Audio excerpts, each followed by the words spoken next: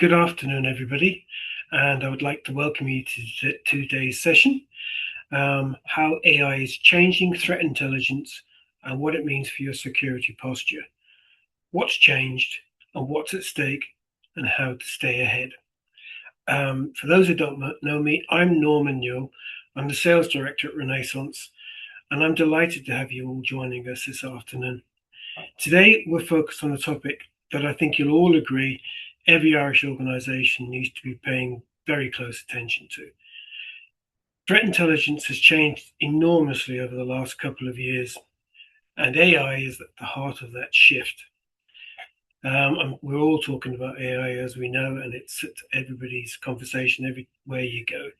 The volume of activity targeting Irish organisation is only going one way, as we know, and most teams are still working from a partial picture, dealing with the threats after they've materialized rather than actually seeing them coming.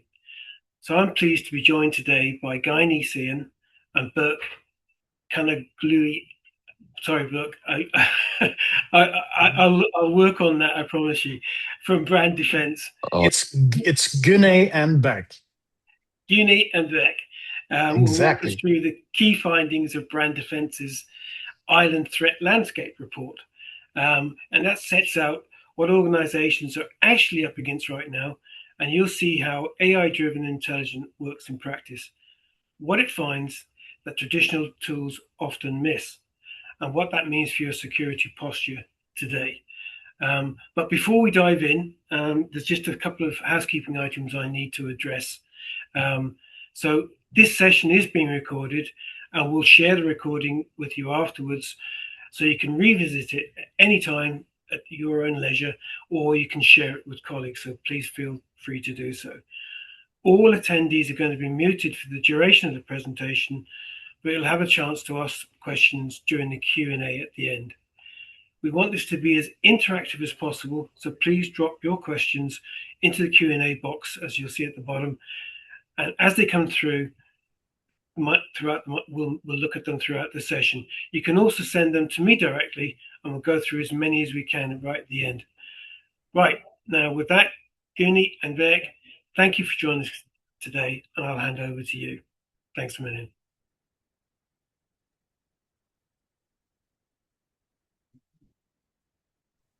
One more click. Yeah. Hello, everyone. This is Günay Seyhan speaking from Istanbul, Turkey, and I'm the responsible sales director for all Brandefense global operations. And Brandefense, as you can guess from its name, started its journey with a brand protection, but today it's a full-blown wall-to-wall and unified solution digital risk protection company. Brandefense provides its services via digital risk protection platforms, cyber threat intelligence, and attack surface management, and for the last but not the least, third-party risk protection. And Brandefense has actually a experience on the ecosystem and the arena for over 20 plus years in this business, protecting its customers. And we are a 100 plus team member company operating from two headquarters, one in America, Delaware, United States, and the other one is the other headquarter is located at Ankara, capital of Turkey. But our servers run on neither of these places. Our servers run from AWS platforms in Europe in a redundant manner, from three different cascaded one another supporting data center servers, and they're all compliant with the EU regulations. We are currently protecting 2,000 plus brand names all over the world, belonging to more than 500 customers. We have a Gartner scoring of 4.7 out of 5 with 56 solid customer testimonials, 40 of them with 5 stars, and 16 of them with 16 stars. As you know, once used to be known as a digital landscape. It's now called not anymore a digital one, but a threat one. So it has evolved itself into threat landscape with the support and help of the AI, along with the adversaries that are using all these tools of AIs and all the platforms and all the functionalities and all the possibilities that they gain to or they have access to, it has become a threat landscape. And all these 3,000 plus vendors nowadays are failing and they are unable to protect their customers. They always keep warning people, their customers, clientele, that one day a breach will happen. Of course, it will happen. If you stop or never start monitoring the dark web activities or deep web activities or the social media platform activities surrounding the names of organizations or the credentials that belong to those organizations, or by any means names and credit cards, other discretionary info monitoring. If you're failing to do so, you'll never be able to protect your clients because they will traffic this information to one another without consent, and they will post this on the internet or on the deep web or sell and traffic to one another on the dark web. This is exactly where we come in. Unfortunately, with the start of the pandemic and the expectations increase from the digital landscape, and also the increase of uh, hacking and threat acting methodologies with the support of AI. Unfortunately, today the ecosystem has evolved into uh, an environment like we're having right now. And with the increase of the data, with the increase of the and complexity and number of applications, everything has become just a spaghetti or a scramble of information. And when you're not precautionary enough, can we go to the next slide? Uh, you will always fail to be protected. Well, your partners may also feel, of course, responsible in protecting your credentials or your brand name reputation, but you should also be taking the segregation of duty. That's how Gartner describes it. Your partners, your service providers, your whatever providers they are, if you're not careful for yourself, you will definitely see that failure at the moment that uh, that partner instantly fails to think of just one thing. And actually, previous slide, please. The magnitude of the risk that Brandefense is protecting its clients from the threat adversaries is like the bottom of the iceberg here. It sinks ships, it sinks businesses, and it sinks organizations. And on the rather, when partners or the technology providers or security companies only protect customers from the internal risks and threat actors, which are actually totally under control, the magnitude of the risk that they can get damage is like only the tip of the iceberg here. Why the bottom of the iceberg? External threat actors and acts are rather dangerous because they're not sitting under your roof. These posts, these unauthorized messages or data or your credentials are posted on remote locations in some other hacker's outpost world, and you have no control over it. And DRPS, which we use, is the only protocol that you can reach that data and take it away, which we also call it takedown from the cyber world. And potential and ongoing, and also the existing victims of this threat landscape are e-commerce solution providers, their online users, healthcare service providers, and their patients, even banks and financial institutions, of course, where the money flows, digital media and entertainment platforms, where you never know what is true or false anymore, especially on social media, and education sector, where we got all the smart people who are so young and just think that they know everything, and telco, where the whole data flows, retail sector, where people spend most of their time when they have some spare time at hand, and their clients either on site or online, and everybody's favorite, government agencies, of course. When one becomes not precautionary enough. It's going to take them some 200 plus unfortunate days to even realize that they are breached. And it's going to take them some 73 more unfortunate days to even be able to respond to their first exploitation.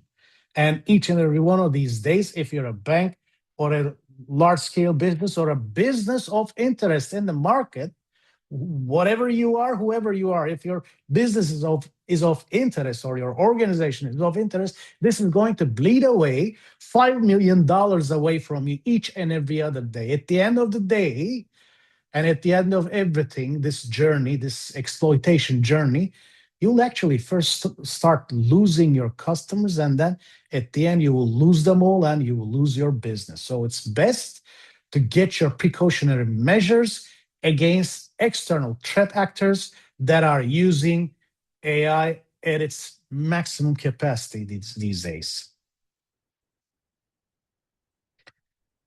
When you come to our solutions, functions, and services, we actually have many because we're a unified solution, but you don't have to procure each and every, you don't have to procure all of these solutions as a unified solution, as a whole bag of solutions. No, you can even start purchasing functional line items from each and every one of our modules. They are brand protection, cyber threat intelligence, where we are collecting dark intel from more than 40,000 hacker communication channels on the dark web. Yes, you heard it right. 40,000 hacker communication channels on the dark web, and also plus deep web, and also combined to that 200 plus digital media platform data and intelligence ingestion. And the attack surface, where we cover the protection of the perimeter, where your exposed IPs, visible IPs from the outside, are being touched and surface attacked from the outside world, from the cyber world. And we're also covering the protection of your attack surface. Actually, they are your exposed IPs. And this is also one of our modules. And for the last but not the least, which nowadays is a matter and a trend for and a regulation, actually, for each and every one of the big or enterprise organizations, third party, or some call it supply chain management. And yes, we also provide that modules. And our value propositions is visibility. What kind of visibility? I'll just put it into one statement and not read anything out of there. We know what hackers know.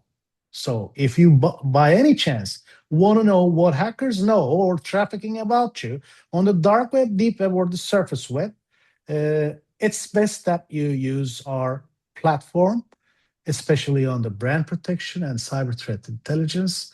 And if your executives and VIPs are under attack, executive protection.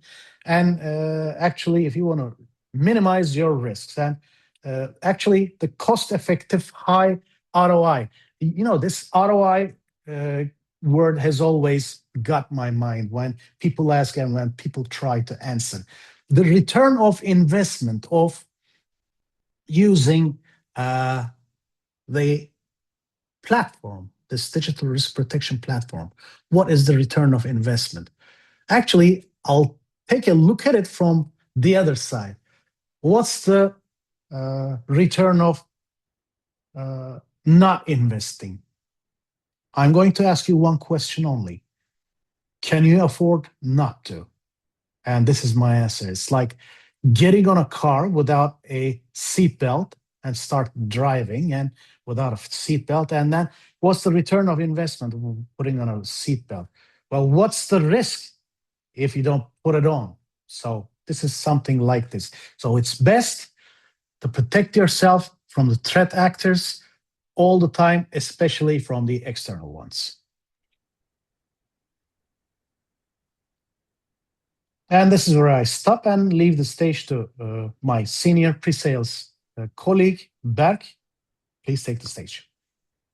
Thank you, Mr. Gnay, for the great introduction. And hello, everyone. It's Spark speaking. I'm working as a senior pre-sales engineer in Brandefense. And today, as Norman has mentioned, we will be going over how AI-driven threat intelligence addresses the issues in the modern threat landscape.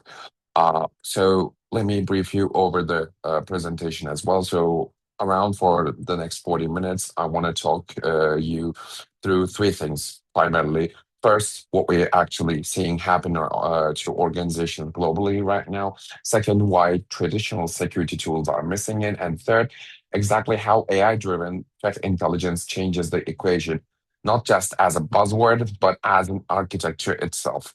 So we will show you what the platform actually does. And towards the end, every attendee in this room will have access to a free threat scan that shows what's visible about the organizations from the outside. So without further ado, let's start what we're actually seeing.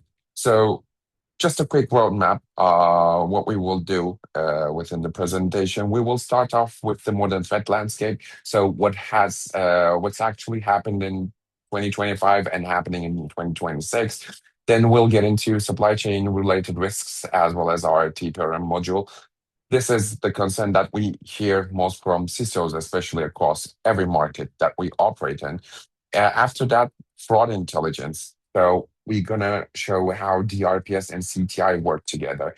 This is where most organizations are bleeding money without realizing it. And last but not the least, we will discuss on AI hallucinations. As you know, this is the credibility question for our entire category, and I want to answer it directly with the architecture and not marketing not from a marketing standpoint. Finally, what this means for you as well. So let's begin. Now, section one, the modern threat landscape. So what we're seeing in 2026 isn't specific to one geography or one sector. The pattern tends to repeat across industries, across regions, across organization sizes. Threat actors operate globally, and they're quite systematic about that as well. So, and the findings that we see can quite easily reflect on it. Now, let's talk about the core problem when we think of it. Now, when approaching to it, here's the idea I want you to leave this session with, and I'll spend the next couple of minutes proving it as well. So the issue is most organizations don't really have a security tool problem. Many organizations have firewalls, endpoint protections, they have CMs, SOC teams, or some sort of MSP coverage. So many organizations, or you in this case, have made the investments for that. What you really have is an intelligence problem when you think of it, and three dimensions of it. The first one is the blind spots. So the threats that affect you most directly in 2026 don't live on your network, they live outside it. Dark web forums where credentials are traded, paste sites where leaks appear, Telegram channels where fraud campaigns are coordinated, or even paid ad platforms where phishing pages are prompted. Now, your CM is doing exactly what it's designed to do, and it cannot see any of these spaces, not because it's broken, but because it was never designed to look there in the first place. The second one is reactive posture. So by the time a credential exposure becomes a login attempt, your EDR can flag. The credentials have already been sold, repacked, used, and many more. By the time a phishing site shows up in your DNS logs, your employees have already entered their credentials to there. You're always responding, you're never preventing. That's the core issue. The third one, and this is perhaps the deepest one as well, is the intelligence gap. You can have all the tools in the world and still not know who is specifically targeting your organization. What data of yours is already in their hands and what is their and what their next move is. That's not a tooling problem, that's an intelligence problem. And it requires a different solution. That's the gap where AI-driven threat intelligence is designed to fill, which I will show right now. So what we're seeing right now is that across the organizations that we monitor and the patterns that repeat, of course, regardless of region or sector. So there are four recurring patterns that show up consistently.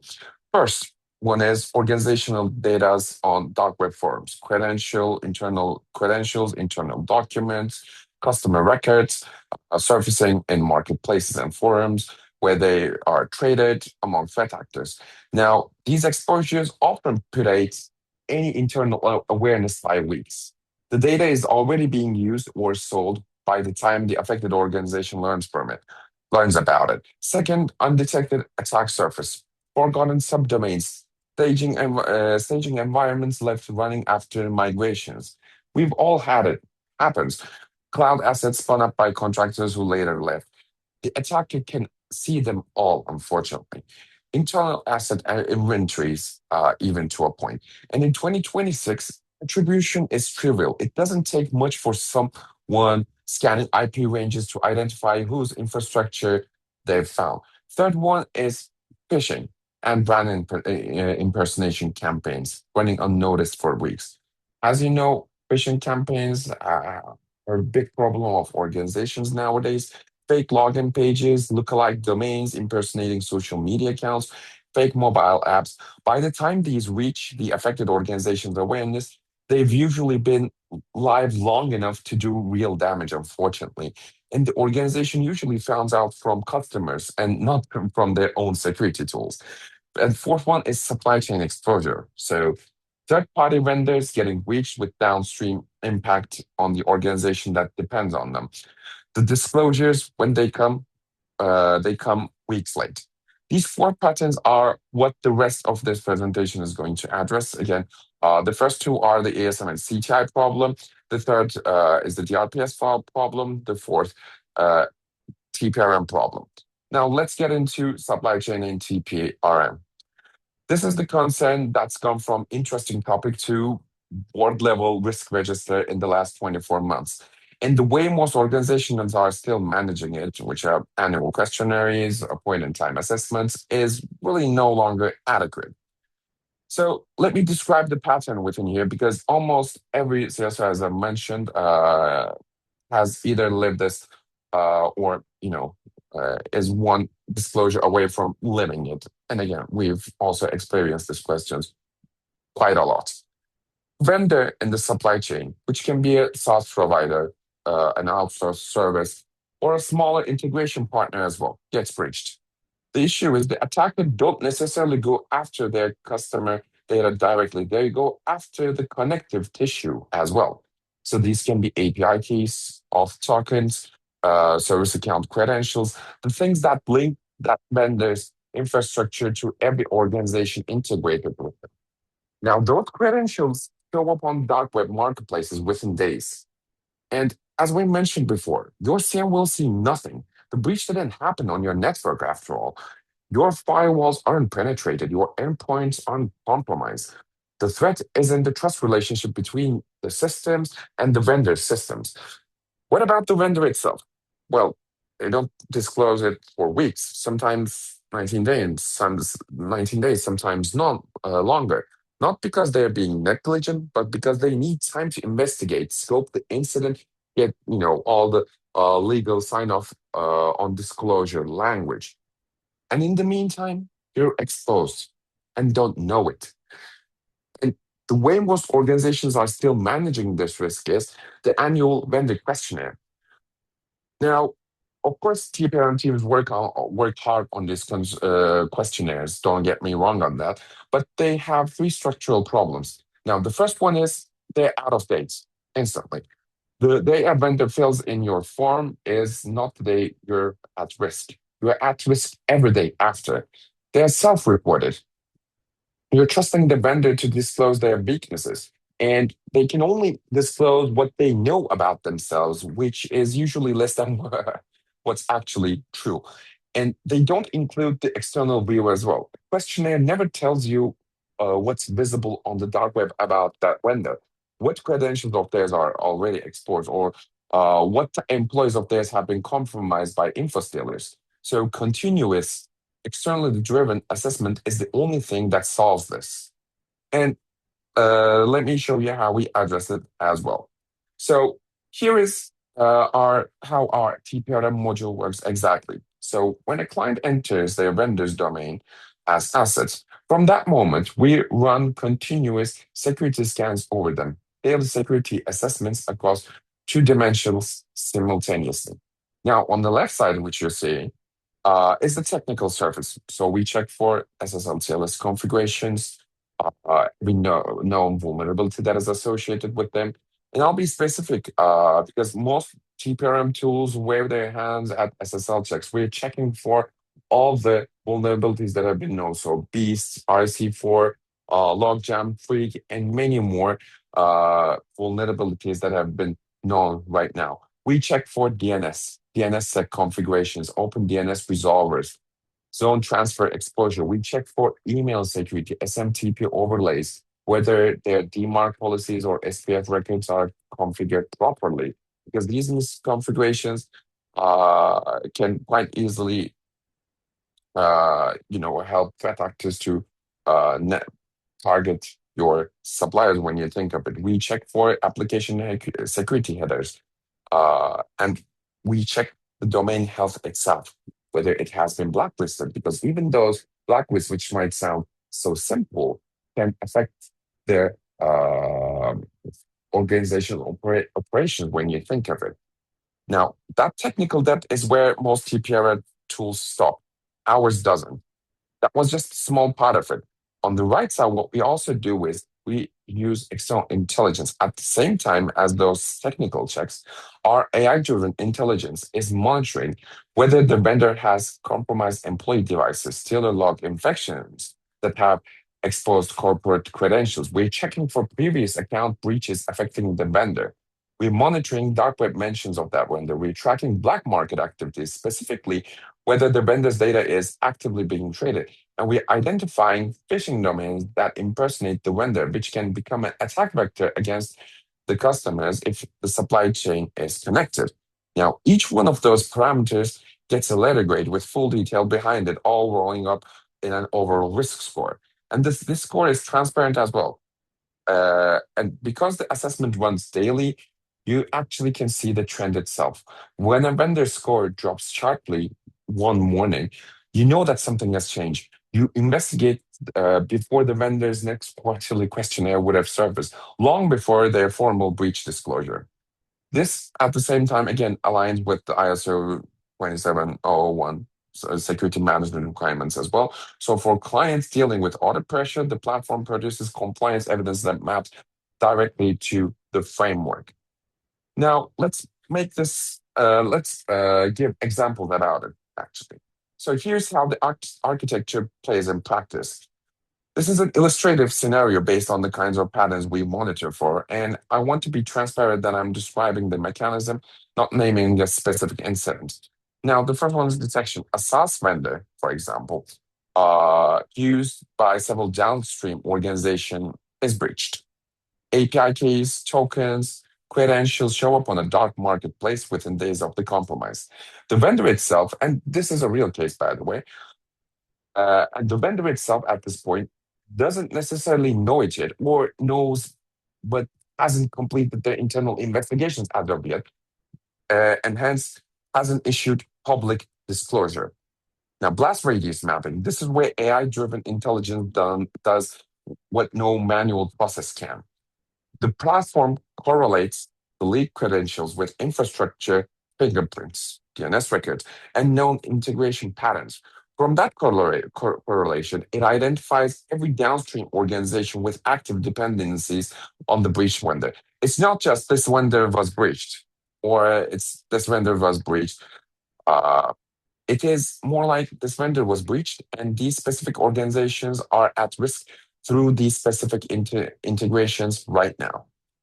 Affected organization gets alerted within hours. They revoke their API tokens, they rotate credentials, they audit the integration. All of this happens before the vendor's formal disclosure email even arrives, which means it happens before threat actors have started actively using the stolen tokens against live environments. The point is the window. The window between vendor breach and vendor disclosure is where damage happens. That window is typically 2 to 4 weeks. Continuous external monitoring closes it from weeks to down to hours. Now, next section is fraud intelligence. And as I mentioned before, this is the section where DRPS and CTI work together. And where I think most organizations are bleeding out money, as I mentioned, without realizing the scale of it.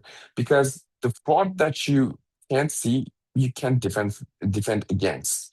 And almost none of the fraud that targets your customer is happening on your network. Now, modern fraud isn't just a single channel. And this is the failure mode of single channel detection tools, as you know. Fraud campaign in 2026 might start with a compromised credential found in a Stiller log, moving to a fake social media page that builds a victim audience, funnel users to a phishing domain, use a rogue mobile app for credential capture, be coordinated through a Telegram channel where operators share tactics, move stolen funds through accounts purchased on dark web marketplaces. Now, to detect and disrupt that, you need to be watching all of these surfaces simultaneously. Now, our CDRPS and CTI modules together cover the full spectrum. So, whether these are business email compromises, client account leaks, brand impersonations across web and social, executive impersonation, including deep fake videos that surface, fake domains, rogue mobile apps, phishing websites, impersonating social media pages. For banks, for example, uh, services that target their clients specifically, stolen credit card information. And underneath all of that, threat actor TTP, so tactics, techniques, and procedures. So the organization understands not just individual attacks, but the operations that run behind them as well. The scale that makes this possible is, again, the fact that we can access to over 40,000 channels at the same time. Now, these channels are monitored continuously across surface, deep, and dark webs.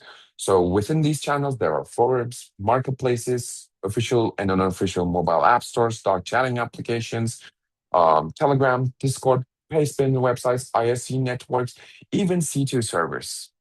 The spaces where fraud is actually planned before it even touches the customers or you.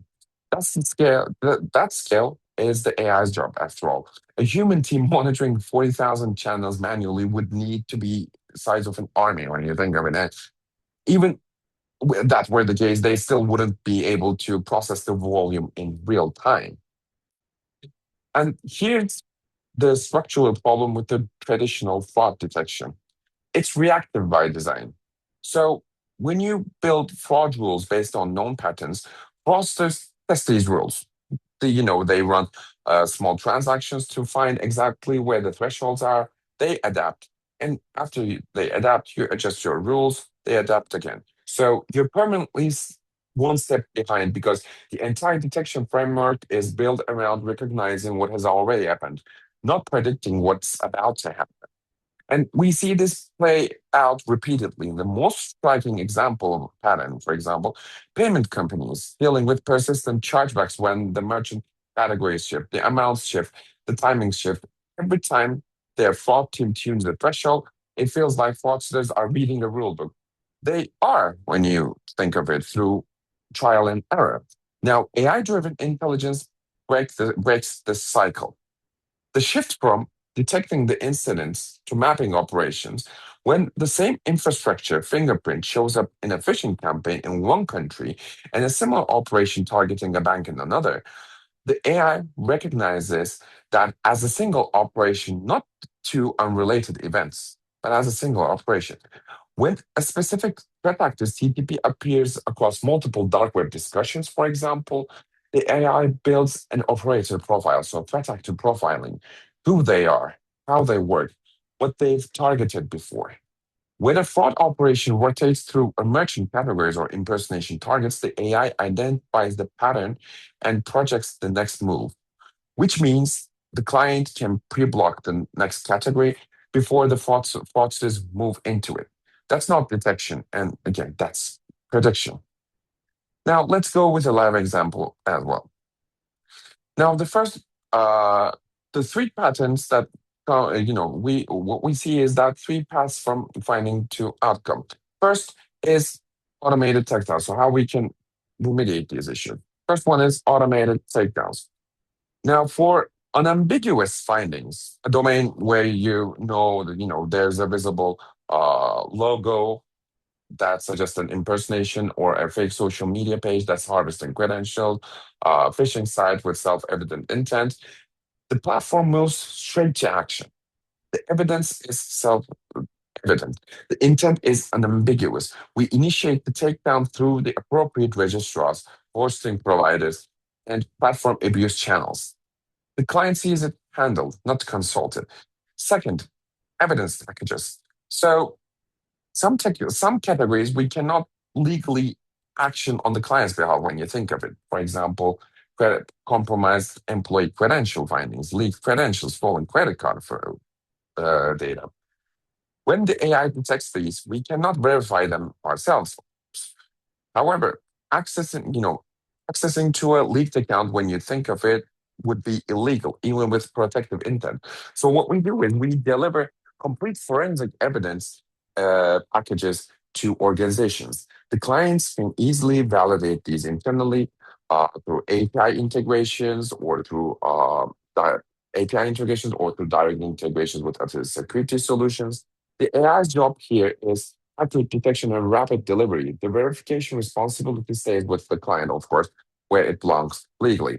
And third is VIP and executive protection.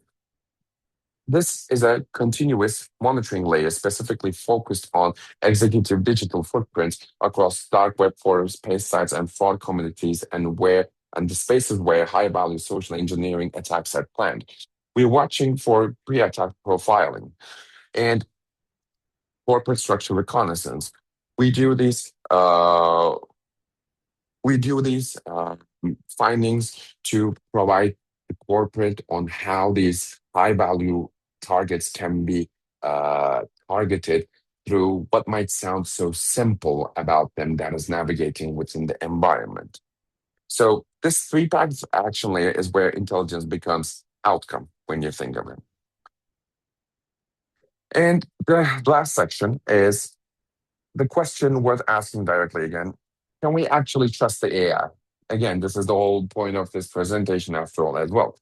Now, this is the credibility question for the entire category, as I mentioned, and I'm going to answer it with architecture, not with reassurance. Now, when we think of AI, as you know, the problem is real. I just want to acknowledge it honestly because the AI threat intelligence category has a credibility issue right now, and pretending otherwise is part of the problem. Now, with most platforms in this space ingest enormous volumes of data, runs it through AI model, fetches severity scores, and pushes raw output to customers. Now, the assumption is that AI at scale equals intelligence, and unfortunately, it's not. AI at scale without validation equals confident sounding noise. It's just noise. And confident sounding noise at high severity levels is again at the same time dangerous when you think of it. Now, these can have three different consequences. One is alert fatigue. When the team has been burned by false positives, they usually stop trusting alerts. They start triaging based on whether the alert feels right rather than what it actually says, which means the real findings, the ones that should have triggered immediate action, gets treated with the same skepticism as the noise. The platform that was supposed to make you feel safe actually, in fact, makes you feel less safe. The second one is erosion of trust. And again, I've seen this happen multiple times. The platform sends a security team into crisis mode based on a hallucinated finding. Board gets briefed, IR gets activated, legal counsel gets put on standby, 48 hours of executive panic. Then someone manually checks and realizes the AI pattern matched on a partial string, that was flagged for a completely different company. And after that experience, executive confidence in the platform is gone. And unfortunately, rebuilding this type of trust takes years, if it ever happens, of course. And the third one is waste response costs. The financial cost of a false positive crisis is unfortunately real. People canceling weekends, canceled meetings, legal counsel hours, internal narrative damage, all for nothing. And when you multiply that across a year of, we triaged it but turned it to be nothing findings, and you're looking at significant costs just to manage the platform that's supposed to be reducing the costs. Because, with conventional intelligence services, I'm sure you also experienced this issue before. You get you get notified that there has been a breach for you. You immediately go into a panic mode, and you just realize that it was an old leak that just happened to pop out as new. This is where we build our architecture to avoid. And let me put this into example. Now, here's how we design around the hallucination problem. This is the most important slide of the section, in my opinion, so I'm going to be thorough. Now, the stage one is proprietary RAG models. So within Brandefense, we not only use AI as it is, we actually deploy custom agents to each module. And each of our modules, and again, we run different models for different threat categories, is trained exclusively on our own datasets, curated by our own analysts. We don't fine tune on generic threat intelligence feeds. We don't rely on third party labeling. The analysts who operate in our environment, who read dark web forms natively in the languages they're written in, who understand threat actor community dynamics, those are the people producing the labeled training data. The quality of the RAG training determines the quality of every output downstream. Get this layer wrong, and everything else compounds to error. Now, the stage two is AI processing. So the models reason against that expert validated ground truth, correlation across sources, entity matching, contextual analysis at scale. This is where AI does the heavy lifting that no human team can ever match. Processing the volume of 40,000 channels in real time, surfacing the connections, as well as doing the pattern recognition. And lastly, it's confidence routing. This is where most platforms fail and where we deliberately diverge. Not every finding takes the same path. There are three confidence layers. Now, clear findings. These are where evidence is ambiguous and intent is self evident. So these go straight to automated action. A domain with the client's registered logo, impersonating their real product, capturing credentials. Evidence is self-contained. Takedown initiates directly. There's no judgment calls to be made, so we don't make one. AI isn't even meaningfully needed here. The action follows from the evidence. The second one is ambiguous findings. So for those borderline phishing, uncertain context indicators that could go either way, go through our AI assessments first. These proprietary models train on curated data, assess whether the indicators actually constitute a threat. And at that point, if the AI is confident in either direction, yes, this is a threat, or no, this is benign, then that's the decision. And for the uncertain findings, where AI's own confidence is insufficient, because as you know, these systems are not flawless after all, things tend to happen, or there can be cases where some sort of intervention might be required. In that case, it is escalated to human analyst review. So the analyst team of Brandefense in that case. A forum post. Let's give an example. So a forum post where the client's name appears in context that could be a threat or could be nothing. Potential phishing site where intent isn't obvious. These go to a human expert with dark web context who makes the judgment before anything reaches the client. And last, it's validated output. So only confidence justified findings reach the clients. And critically, corrections from analyst review feedback into RAG training as well. The model gets better, not because we tuned it, not because we tuned the threshold, because the underlying understanding of what constitutes a real threat genuinely has improved. And with all of the combining all of these, the result is alerting that's calibrated to actual severity. Daily update summaries for routine changes, high priority notifications for findings that demand action. Nothing dialed to maximize, dashboard activity. Um, all the findings that we reflect within the platform are straight to the point and have been assessed thoroughly. This is the architectural answer to can you trust the AI? Trust comes from the architecture, not from the claim. Now, in practice, so three things this architecture means in your day to day reality. First, no midnight panic from a partial string match, right? The pattern match your company's name kind of looks like this, lead company name. Findings don't reach out to you as critical alerts. They get caught in confidence routing. Either AI assessment determines it's not actually about you, or analyst review catches it before escalation. Your CEO got woken up at 2 a.m. And the board got briefed for nothing scenario doesn't happen. The second, plain mentions don't become emergencies because the weird discipline about what doesn't generate an alert. If the organization name simply appears in the dark web content without threat context, say someone mentioning a company name in passing during an unrelated discussion, we don't escalate that. That's not modestly about our coverage. That's quality control. If we alerted on every mention, the platform would become useless within a week. And last, continuous improvement at the model level.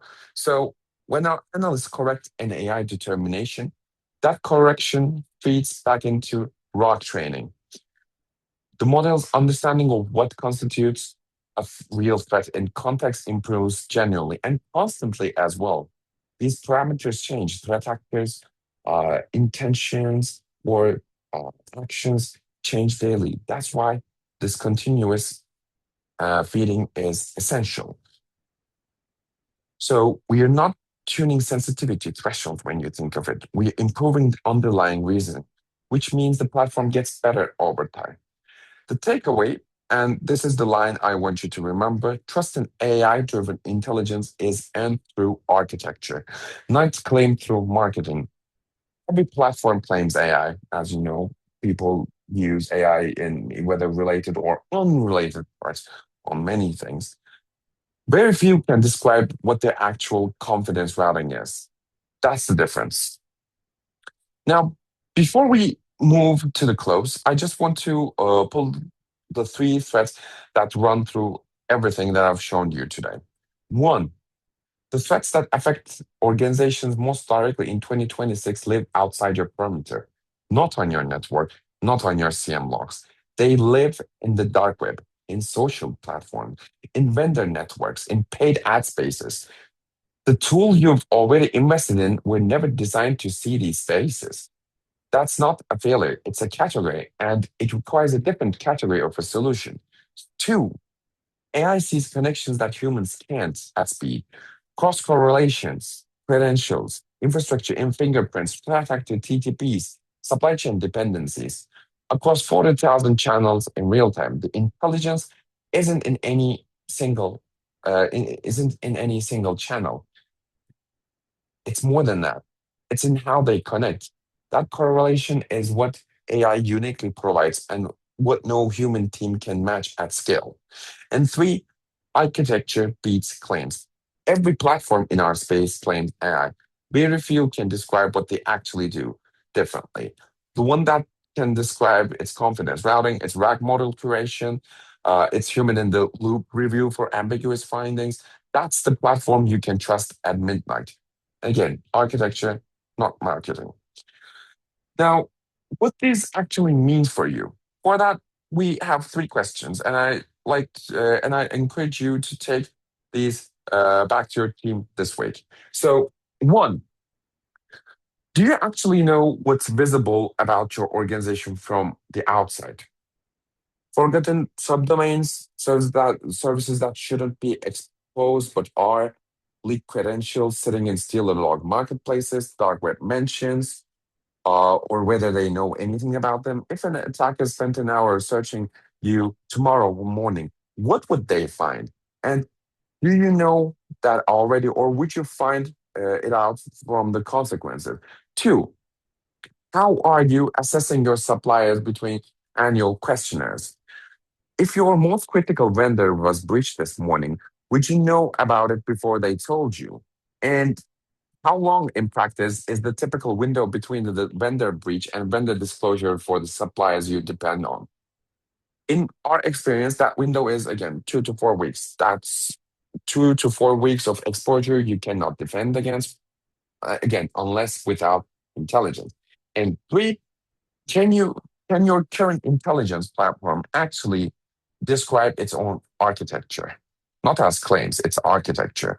Where does AI handle decisions automatically? Where does it route to human review? Or does it even do that at all? How do corrections improve model over time? Or if the vendor can answer any of these questions, pretty much, you're just trusting the market in itself, not engineering. And these are the questions that really are worth asking, and we've made it easy to start answering the first one. So yes. So as we talked about it, every story I've described today started the same way. An organization that thought they were covered, learning that they weren't. Every organization in this room has a footprint visible from the outside. Never forget that. So all the forgotten assets, leak credentials, brand impersonation attempts, vendor exposures. The question isn't whether it exists. It definitely does. But the question is whether you know what it is. So as Norman has stated, all the attendees will be getting a threat scan for their own domains, so that you can see all the risks for yourselves. So if anything that I've said today resonated, if you found yourself thinking, I'm not sure what we'd see at any point, the scan is probably a great step for that. And thank you. Yeah, that was a really clear walkthrough as far as I could see, and I hope everybody um, enjoyed it. And I'm sure there are plenty of things to take away and start acting on there as well. Um, we've had a couple of questions during the session, so I think let's get into those.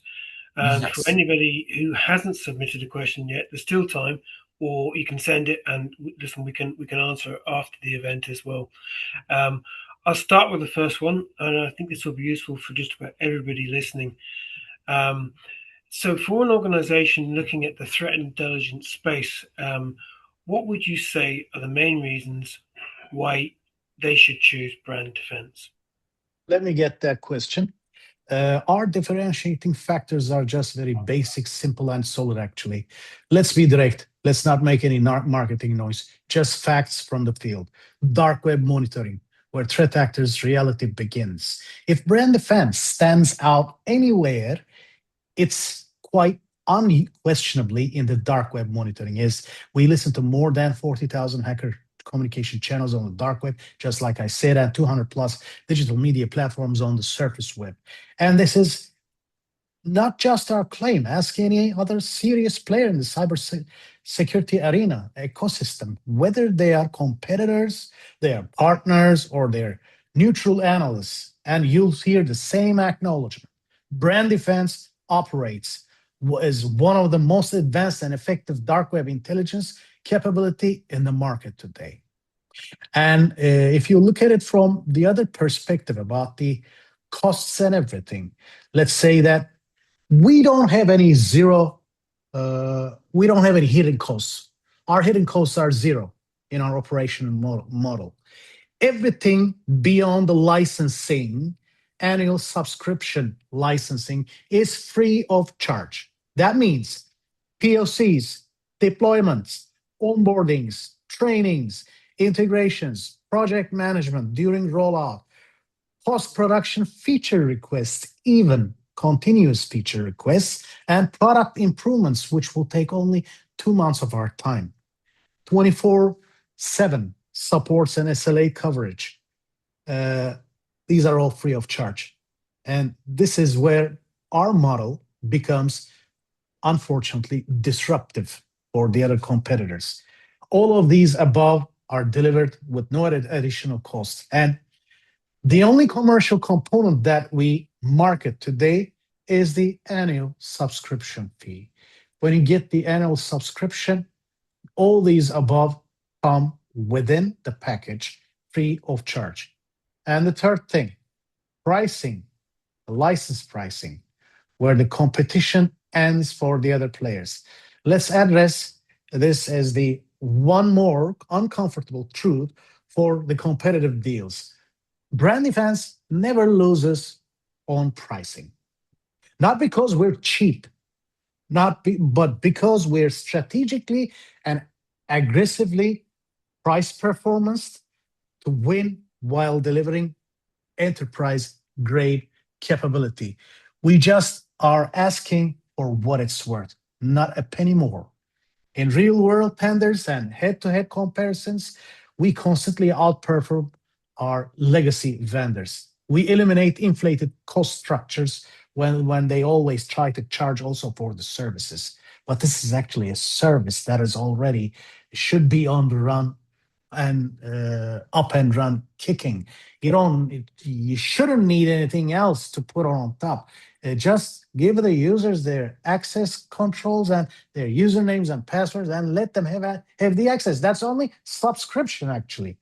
And the integration, deployment, onboarding, training. Of course, we have to do those things and we don't have to charge for them. And the last, but the most important actually, not that it's the least, it's the European compliance built in, not bolted on. In today's regulatory environment, compliance is not optional. Brandefense is fully aligned with key European frameworks, including GDPR, DORA, NIS2 directives of, and also all other sorts of directives of the European data protection and privacy legislation. All Brandefense infrastructures operates across multiple redundant European regions only and only on Amazon Web Services. We are providing these services from 3 different AWS data center locations in Europe only. We have 2 headquarters, but our servers run on neither. Our servers run only on in Europe, meaning that our data residency is controlled, our redundancy is ensured, expectations are fully and structurally met, and all based in Europe and on European regulations. Really, Ditson, thank you very much for that. I see there's one just come in. I'm cognizant of the time. What they're asking is, what does a typical or ideal customer look like? Actually, we have many types of profiles as our clientele is of concern.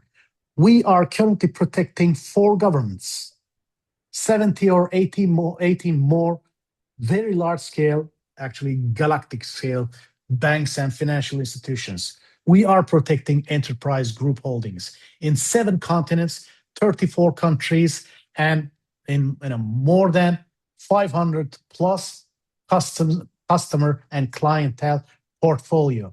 But we even protect 2 people companies in Kenya, for example. It's only a matter of a decision making whether to use our platform or not. If you are a business of interest or an organization of interest, and if people are trying to, manipulate your clientele, your customers, or ruin your brand name, reputation, or if you're, precautionary enough to protect your self and your brand name or business from the impersonators, yes, you can always be our customer, and it's never costly. We protect people, especially for the sake of customer retention, customer focus, and only to provide to the whole world a service that is only worth what it's only incapacitated for. Lovely. Well, listen, I think we've come to the end of this. There's an awful lot for people to take in. Well, anyway, listen, thank you everybody for joining. I think we could definitely take this conversation further, and we'd love to do that with everybody that's come on board. By We the way, will be sending out the just one session. last thing, if I may. We are licensing our platform in two models. One is the MSSP in a multi-tenant architecture mode and a federated model for the MSSP partners or MSP partners, and for direct sales. That is all. Thank you. Perfect. Okay. Listen, thank you so much. I really enjoyed it. And a lot of information there, really, really good. And so everybody, please say, I'd like to say thank you to Guiney and to Burke. And please enjoy the rest of your afternoon. As I said, reach out if you need anything else. So thank you very much. Thank you so much. It's been our Thanks. privilege.